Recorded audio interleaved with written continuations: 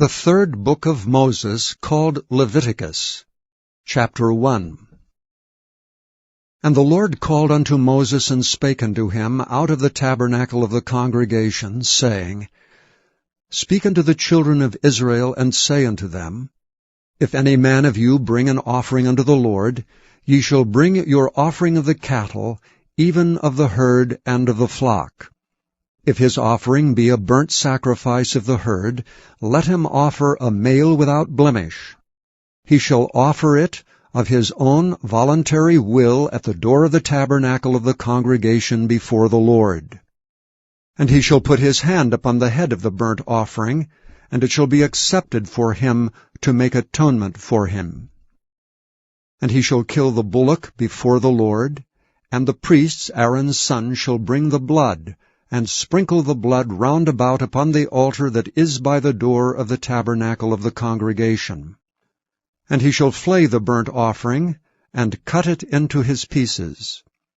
And the sons of Aaron the priest shall put fire upon the altar, and lay the wood in order upon the fire.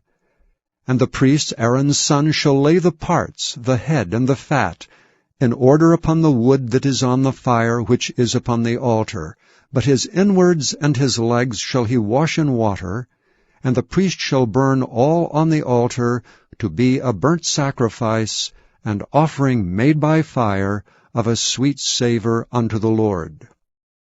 And if his offering be of the flocks, namely of the sheep, or of the goats for a burnt sacrifice, he shall bring it a male without blemish, and he shall kill it on the side of the altar northward before the Lord.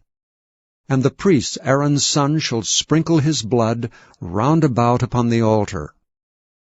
And he shall cut it into his pieces with his head and his fat, and the priest shall lay them in order on the wood that is on the fire which is upon the altar. But he shall wash the inwards and the legs with water, and the priest shall bring it all, and burn it upon the altar. It is a burnt sacrifice, and offering made by fire of a sweet savour unto the Lord.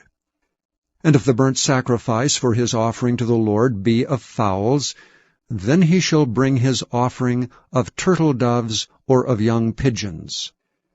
And the priest shall bring it unto the altar, and wring off his head, and burn it on the altar. And the blood thereof shall be wrung out at the side of the altar, and he shall pluck away his crop with his feathers, and cast it beside the altar on the east part, by the place of the ashes.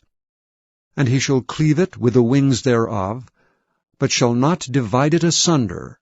And the priest shall burn it upon the altar, upon the wood that is upon the fire. It is a burnt sacrifice, and offering made by fire of a sweet savour unto the Lord.